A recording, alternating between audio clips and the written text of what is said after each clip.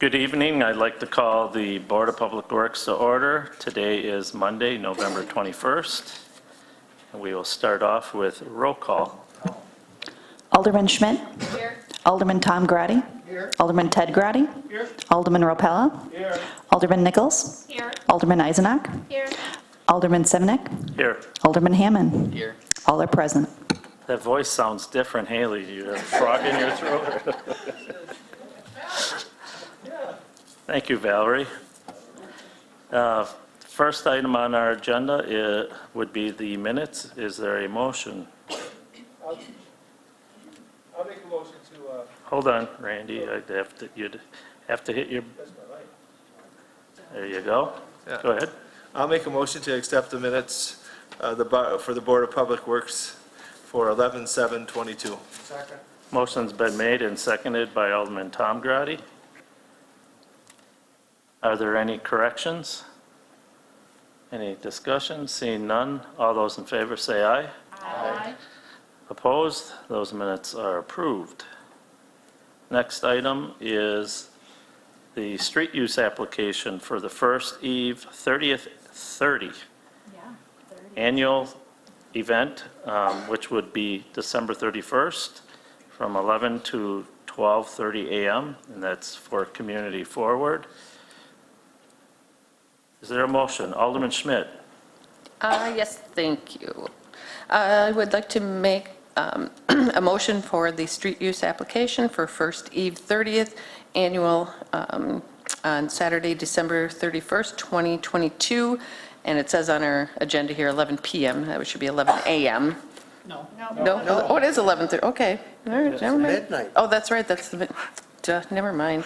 11 p.m. on the 31st to 2:30 a.m. would be on the 20, or on the 1st, yep. Through, and that was through Community Forward Incorporated. All righty. Thank you. Is there a second? I'll second it. Motion's been made and seconded by Alderman Ropella. Everything is in order? Yes, everything is in order. We've had our meeting with the program planner, and they are intending to operate it just as it was last year. Let's hope for good weather. I've been down there when it was like 10 below. That's not fun. Alderman Ted Grady. Thank you, Chair.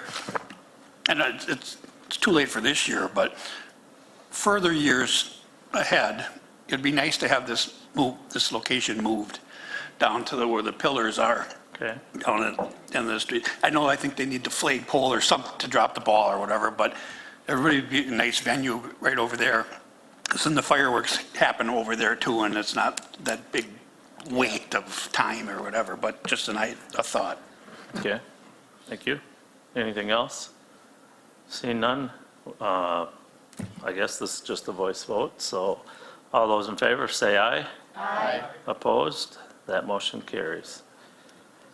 Next item would be a payment. Alderman Schmidt. Yes, thank you, Chair. I would like to make a motion for the payment to be made to Visu Sewer for the 2022 sanitary sewer lining in the amount of $85,519, and that is for payment number 1. Is there a second? I'll second it. Motion's been made and seconded by Alderman Ropella. Any discussion? Laura? Thank you, Chair. So this contract is complete, so we're paying basically everything for all of the contract items. We are withholding retainage until we review all of the televising reports and make sure everything is copacetic with the work that they've completed. So we will be coming forth to you with a final change order and final payment releasing that retainage upon completion of the televising. Thank you. Thank you. Anything further? Then I guess we will take a roll call.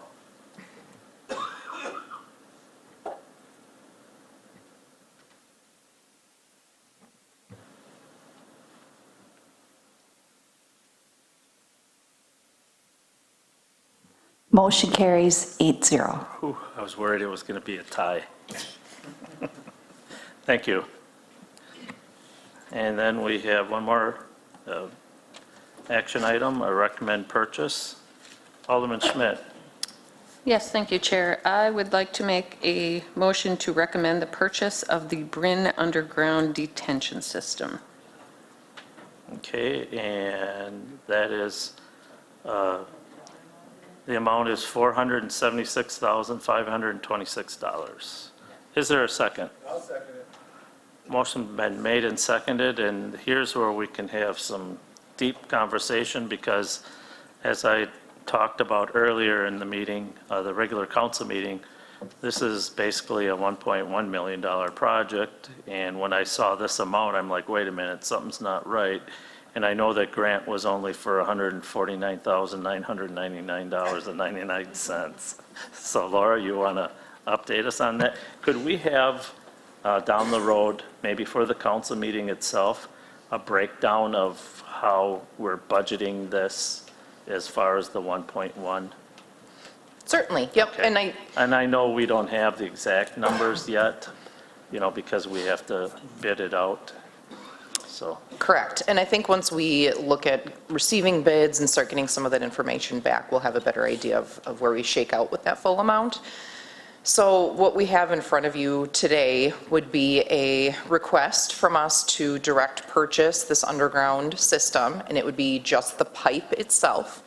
And the reasoning for this is that we have been told by the supplier, a 4 to 6 week lead time on making this system. These are custom. They band together this corrugated metal, and they have to fit the site. So we have a certain layout that requires a specialty plan, so to speak. The timing has come to where we are requesting this, not under the contract. We have been trying to iron out, there have been delays with getting additional soil borings. We do have some soil borings, but to refine the extent of the contamination, that have kind of delayed things a bit in that regard. And of course, with the development itself, we've seen this, I think, in front of you for a couple of years. We are getting to the point where we are able to be putting it in this winter. So to be able to get it in the time frame that has been requested and worked out with the developer, which would be a start at end of January with the contractor, we do need to get the ball rolling on getting this system made so that it is ready for us to put in. So we will be proceeding with a full contract for the installation, any material hauling, so any soil that needs to be removed from the site, there will be an extensive amount of excavation. I believe we need to go down 14 feet on average. And there are some pipe connections to get our system such that the water flowing from Main Street enters the system, and then we will also be putting some pipe work in that discharges the system out into the waterway. So there will be an additional amount of work, approximately in the range, the estimate would be about $655,000 to get us to that 1.1 million of the estimate. So the two items basically that will be taken out of that are this direct purchase plus the contract itself. And that will be executed, that will be brought forth to you as any of our other contracts have for approval. And just for the public, that they realize that this isn't being done just because of the Bryn property. This is part of a study Correct. that we had to file. I believe it was Mark Gracky that did the study. And you'll be surprised, but this is just one component that's going in through the rest of our community. And unfortunately, some of them are in our city parks too, so. And I'm glad you bring that up. We are operating under our municipal permit with the DNR. We do have a total maximum daily load plan. We have to do water quality reduction citywide. And this facility is a regional facility that will be treating it's not just for that site, it is treating that site, but also a watershed that drains to it. So this is a regional stormwater facility working towards that goal of meeting our requirements from the DNR. So when this does hopefully go to the council, can you bring forward some of the pictures so the public can see this also at our next council meeting? It's very interesting because it's different than what most people might think. Most people think retention pond, they think of a pond somewhere with possibly fish in it or something. That's not what's going in. I'm sure some fish can get in there, but the other issue though, and I believe I mentioned this to one other alderman, is that we're going to have to start budgeting for cleaning, because over time, we have to clean these. And so I had a conversation with Alderman Nichols today. I just do not 100% agree with the DNR on what we're doing with these. Number one, I think it hurts development, but I do understand the runoff into our rivers. But then I look at neighboring communities who, even with their simple leaf collection, they're still just throwing them all in the road and collecting them that way. While it's raining and the phosphates are going down the storm sewer and stuff. So there's other ways of addressing this other than just all these ponds. And former Alderman Taylor and I used to say, if you wanted to invest in something, invest in these companies that are going to be doing these cleanings, because they're going to be happening in all our communities. And these are going to be our future toxic cleanup sites.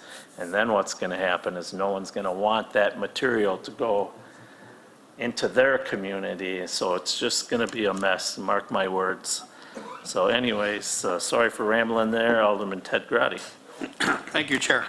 A big question to you is, I know when the Bryn development did come in, the DNR was all over that with contaminated soil and other things. Could that be a possibility with this, or is this to alleviate that from happening? Do you know? Within the limits of our underground system, all of the material will be removed from the site, so whether it's contaminated or not, to accommodate for the system. Then it's basically a stone backfill up to the surface. So we won't really have to worry about it. It's getting pulled out regardless.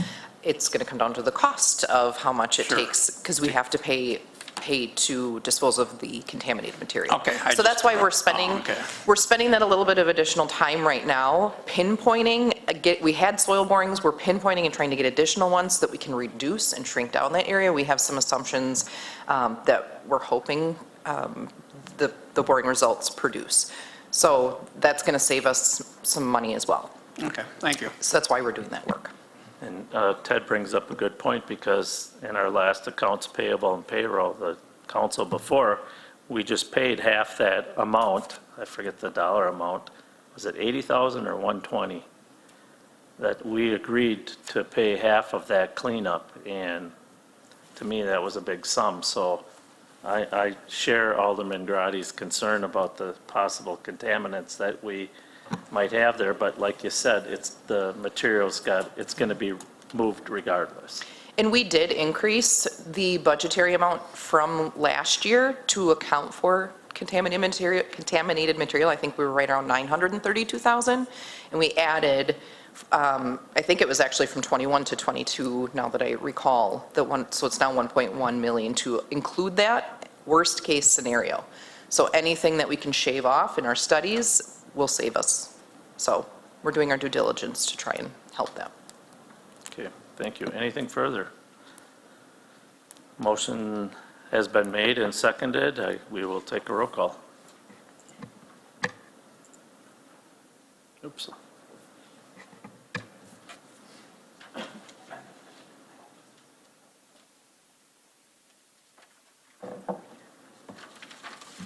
Motion carries 8-0. Thank you.